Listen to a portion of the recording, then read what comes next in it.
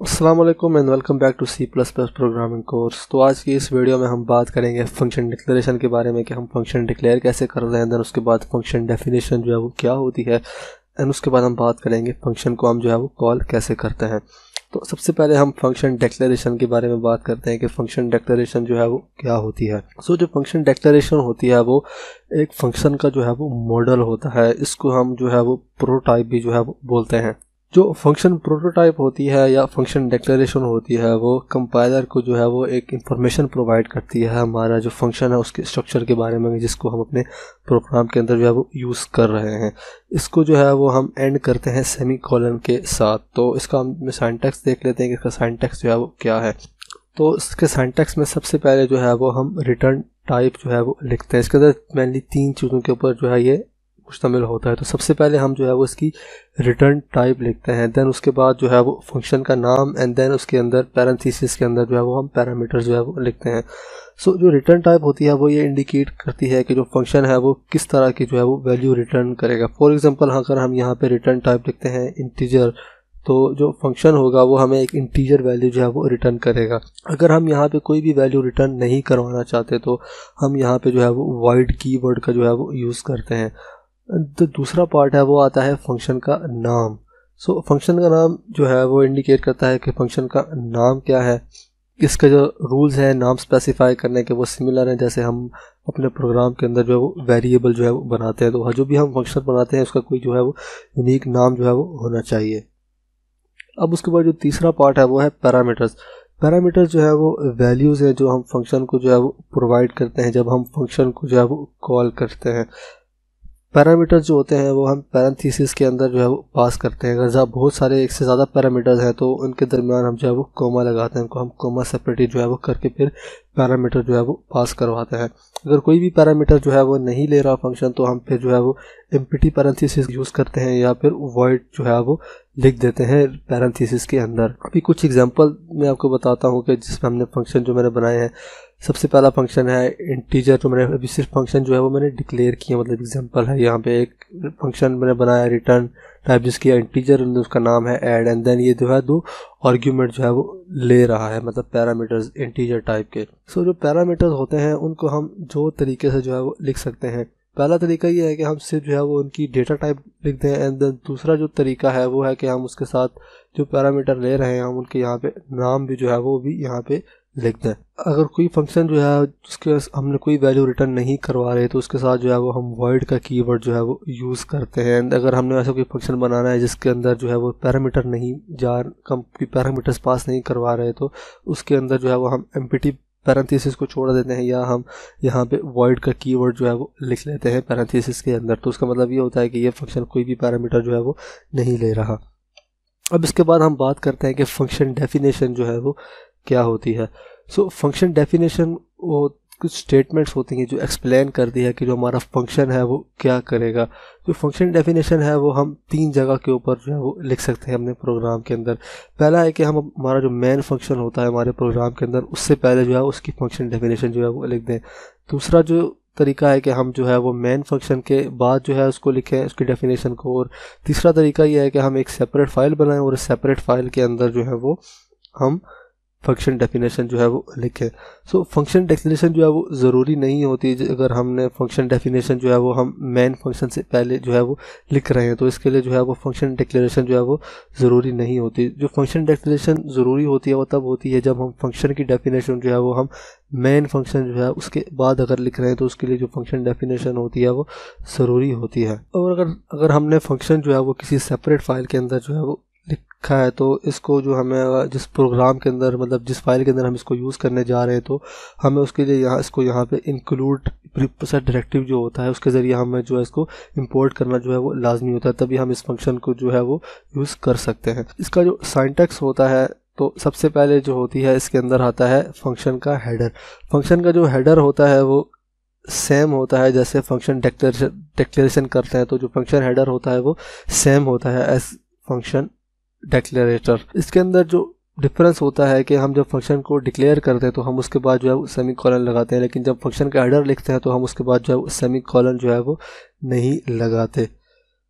And then इसके अंदर जो पैरामीटर्स होते हैं और उनका जो सीक्वेंस होता है वो सेम होना चाहिए जैसे हमने जब फंक्शन डिक्लेयर करते हुए रखा है। अगर हम उस तरह नहीं करते तो हमें जब हम फंक्शन को कॉल करेंगे तो हमें जो है वो एरर मिल सकता है। एंड इसके बाद जो दूसरा पार्ट आता है वो है फंक्शन की बॉडी। सो फंक्शन की बॉडी होती है जो स्टेटमेंट्स होती हैं जो फंक्शन के अंदर जो है वो एग्जीक्यूट होंगी, तो उनको हम बोलते हैं फंक्शन बॉडी। सो जो बॉडी ऑफ फंक्शन होती है वो डिक्लेरेशन के बाद लिखते हैं। एंड देन इसके अंदर जो स्टेटमेंट्स होती हैं उनको हम जो ब्रैकेट्स होती हैं उनके अंदर जो है वो लिखते हैं। अब इसके बाद हम बात करते हैं कि हम जो फंक्शन हम जब बना लिया अब हम उसको कॉल कैसे करना, मतलब फंक्शन कॉल जो है वो क्या होता है। सो फंक्शन कॉल वो स्टेटमेंट होती है जो हमारा जो फंक्शन है उसको जो है वो एक्टिवेट करती है। सो जो फंक्शन होता है हम जो उसका जो नाम रखा है होता है हम उसके ज़रिए जो है वो उसको कॉल करते हैं। सो जब हम फंक्शन को कॉल करते हैं उसके नाम के ज़रिए तो उसके अंदर अगर हमने कोई पैरामीटर्स जो है वो पास करवाना है तो वो भी हम पैरेंथेसिस के अंदर जो है वो पास करवाते हैं। अगर एक से ज़्यादा पैरामीटर है तो हम उनको दरमियान में जो है वो कॉमा लगा के फिर जो है वो पास करवाते हैं।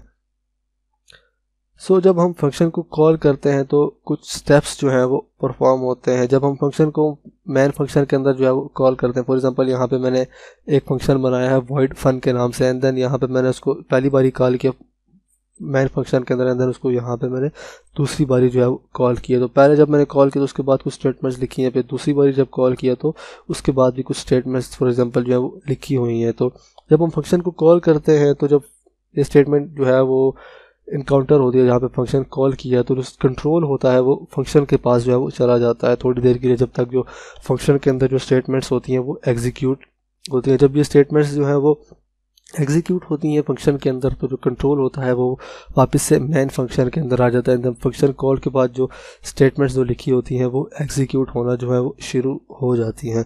तो अब हमने जान लिया कि हम फंक्शन डिक्लेयर कैसे करते हैं, फंक्शन डेफिनेशन क्या होती है और उसको हम जो है वो कॉल कैसे करते हैं। तो अब हम विजुअल स्टूडियो कोड में चलते हैं और वहाँ कोई सिंपल सा जो है वो कोड लिखते हैं। तो यहाँ पे हम जो है वो सिंपल सा कोड लिखते हैं। हम एक फंक्शन बनाते हैं जिसके अंदर हम जो है वो दो पैरामीटर्स लेंगे, दो नंबर्स लेंगे और चेक करेंगे कि कौन सा नंबर जो है वो बड़ा है। तो सबसे पहले मैं यहाँ पे हम जो है वो फंक्शन को जो है वो डिक्लेयर करते हैं। तो सबसे पहले हम लिखते हैं रिटर्न टाइप। तो ये वाला जो मैं फंक्शन बनाऊंगा का ये कोई वैल्यू रिटर्न जो है वो नहीं करेगा, तो इसकी जो रिटर्न टाइप होगी वो मैं रखूँगा void। तो void का मतलब ये है कि ये फंक्शन कोई भी वैल्यू जो है वो रिटर्न नहीं करेगा। एंड देन इसके फंक्शन का मैं नाम रखता हूँ मैक्स, और ये जो फंक्शन है ये दो पैरामीटर जो है वो लेगा। तो ये जो पैरामीटर होंगे ये इंटीजर टाइप के होंगे। तो सबसे पहले जो यहाँ पे मैंने ए लिखना था इंट ए, एंड देन यहाँ पे इंट बी के नाम से जो है वो दो पैरामीटर जो है वो इसके अंदर हम जो है वो पास करवाएंगे जब हम इस फंक्शन को जो है वो कॉल करेंगे।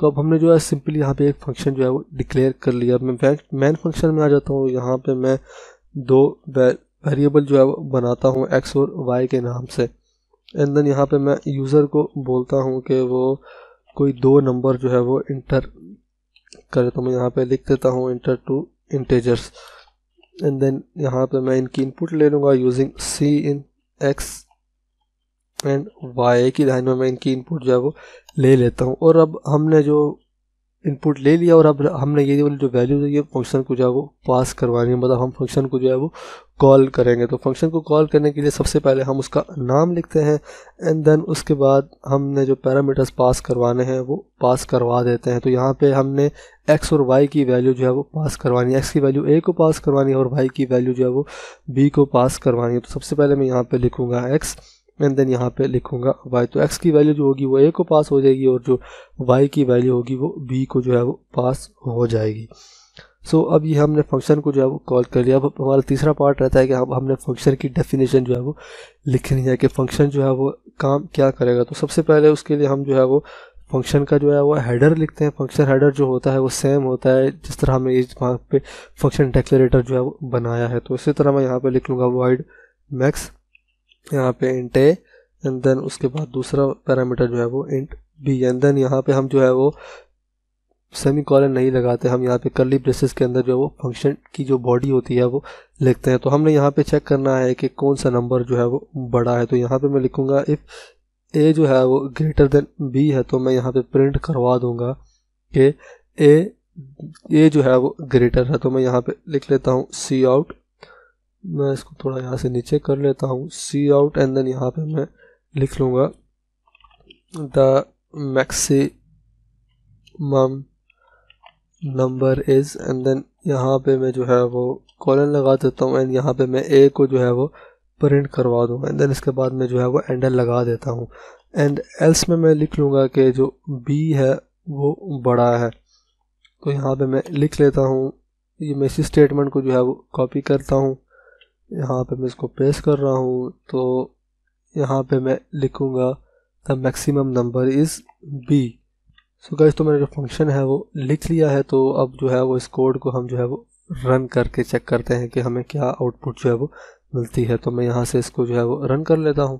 तो यहाँ पे सबसे पहले हम जो है वो दो इंटीजर जो है वो पास करवाएंगे। मैं 3 और 4 जो है वो पास करवा देता हूँ। तो यहाँ पे हमें आउटपुट जो है वो मिल गई है कि द मैक्सिमम नंबर इज़ 4। तो आज की वीडियो में हमने पढ़ा कि हम फंक्शन को जो है वो कैसे डिक्लेयर करते हैं। तो फंक्शन को डिक्लेयर करने के लिए सबसे पहले हम रिटर्न टाइप लिखते हैं, देन उसका नाम, एंड देन उसके बाद हम पैरेंथेसिस के अंदर जो है वो पैरामीटर्स जो है वो लिख देते हैं। अगर पैरामीटर्स नहीं है तो हम जो ब्रैकेट्स हैं उनको जो है वो खाली छोड़ देते हैं। उसके बाद हमने पढ़ा कि हम फंक्शन को कॉल कैसे करते हैं। तो फंक्शन को हम उसके नाम के ज़रिए जो है वो कॉल करते हैं एंड देन उसके बाद अगर वो पैरामीटर ले रहा है तो हम जो है उसको पैरामीटर जो है वो पास करवा देते हैं। उसके बाद जो है वो फंक्शन बॉडी जो स्टेटमेंट्स हम लिखते हैं कि जो फंक्शन है वो काम क्या करेगा। तो आई होप कि आपको ये कॉन्सेप्ट जो है वो समझ आ गया होगा। सो आज की वीडियो के लिए इतना ही, मिलते हैं नेक्स्ट वीडियो में।